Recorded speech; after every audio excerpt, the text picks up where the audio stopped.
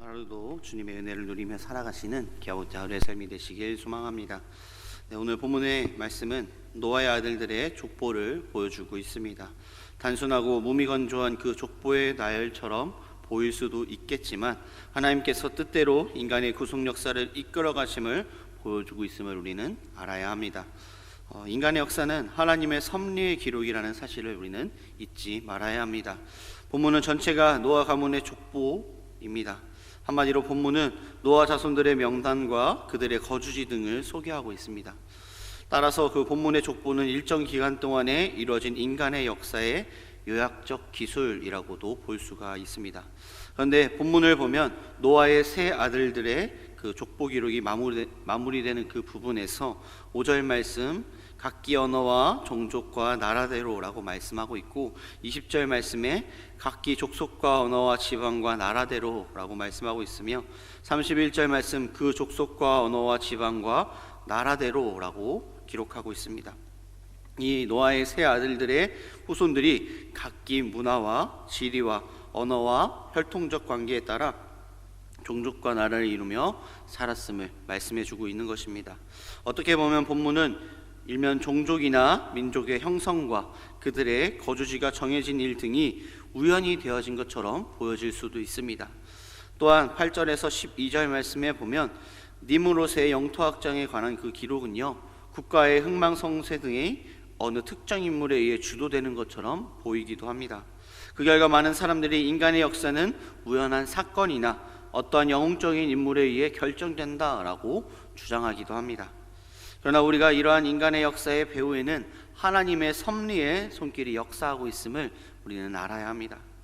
본문에 나타나는 노아 자손들의 번성과 가득함이 하나님께서 홍수 심판 직후에 노아와 그 아들들에게 하신 그 약속의 성취라는 사실입니다.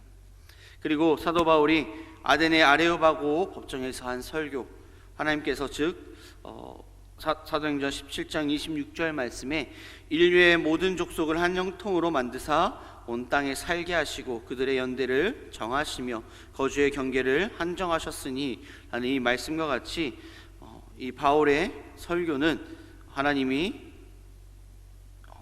노아의 자손들의 그러한 세상 모든 만사에 관여하시고 주관하시며 이끌어 가신다라는 것을 더 명확하게 보여주고 있습니다. 사실 본문의 족보는 성경의 다른 족보와 마찬가지로 여자의 후손, 곧 그리스도를 통한 하나님의 구속사역이 어떻게 준비되고 진행되는가를 보여주려는 그 목적에서 기록한 것입니다. 본문에서 노아의 자손의 족보가 다음 장에 나오는 족보와 함께 인류 구속에 성취할 여자의 후손이 태어날 족보, 셈의 족보에 초점을 맞추고 있다는 사실로 보여집니다. 이렇게 노아의 족보를 통해 알 수 있는 것은요, 인간의 역사는 하나님의 구속 계획과 하나님의 섭리의 손길이 구체적으로 나타나는 현장임을 보게 됩니다. 그러므로 우리는 인간의 역사를 대할 때마다 그 속에 내재된 하나님의 섭리의 손길과 인류를 향한 하나님의 뜻을 발견하기로 노력하고 또한 매 순간 인간 역사를 주관하시는 그 하나님의 주권을 인정하는 겸손한 삶을 살아야 한다라는 것입니다. 하지만 우리가 살아가다 보면 하나님께서 인간의 역사를 주관하시는 그 주권을 인정하며 겸손한 삶을 살아가야 하지만 어려울 때가 있습니다. 어떨 때 그렇게 많이 느끼실까요? 우리는 특히나 주님을 알지 못하는 그러한 사람들이 잘됨을 보면서 또한 세상의 사람들이 더 잘 살고 성공하는 것을 볼 때에 하나님께 불평과 불만을 할 때가 너무나도 많이 있습니다. 나는 열심히 신앙생활 하는데, 나는 열심히 말씀 보고 많이 헌금하고 정말 하나님의 뜻대로 살기 위해 노력하는데 교회를 알지 못하는, 심지어 교회를 욕하는 그런 사람들조차 잘 되는 그러한 세상의 일들을 보면서 우리는 하나님의 주권을 의심하며 불평과 불만할 때가 많이 있음을 돌아보게 됩니다.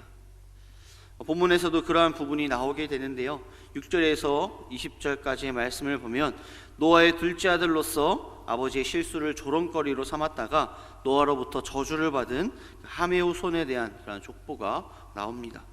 이러한 함의 후손들의 족보를 보면 그들은 그들의 조상 함이 노아로부터 저주를 받았음에도 불구하고 비옥한 초생딸 지역을 중심으로 중심으로 한 기름진 땅을 차지함은 물론이고 건장한 체격을 갖춤으로 초기 역사 동안 크게 번성했던 사실을 오늘 말씀을 통해 알 수가 있습니다. 그 중에서도 특히 구스의 아들인 니므롯의 번성은 의아함을 가지게 합니다. 즉 니므롯은 유브라데 강변의 신할 땅을 중심으로 하여서 구바벨론 제국을 세우는 당대의 최고의 번성을 누리게 됩니다. 이것에 비하면 하나님께서 택하신 민족은 아직 태동의 기미조차 보이지 않았습니다. 이렇게 보면 세상에서는 하나님께 버림받은 자가 택한 자에 비해 더 번성할 수도 있음을 보여주는 것처럼 느껴질 수 있습니다. 그러나 악한 자들의 번영과 형통은 그것이 하나님의 방법으로 이루어진 것이 아니기 때문에 죄이고, 또한 따라서 그들의 번성함과 형통함은 오히려 그들에 대한 하나님의 심판의 근거가 된다라는 것입니다. 악인의 번성과 형통은 결코 영원하지 못하며 하나님의 뜻이 이루어지면 그들은 하나님께 심판받아 멸망하게 된다는 사실 또한 우리는 알아야 합니다. 악인의 생명은 바람에 나는 겨와 뿌리 없는 나무와 같고 물 없는 샘과 광풍에 밀려가는 안개와 같이 허무할 뿐입니다.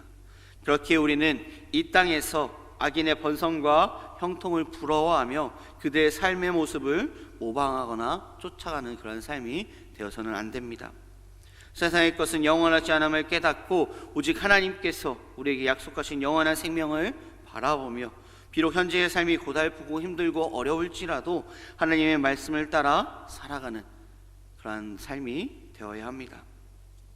말씀을 정리하고자 합니다. 성경의 족보들은 흔히 무미건조한 이름의 나열에 불과한 것으로 보여지기도 하고 또한 그렇게 생각하기도 합니다.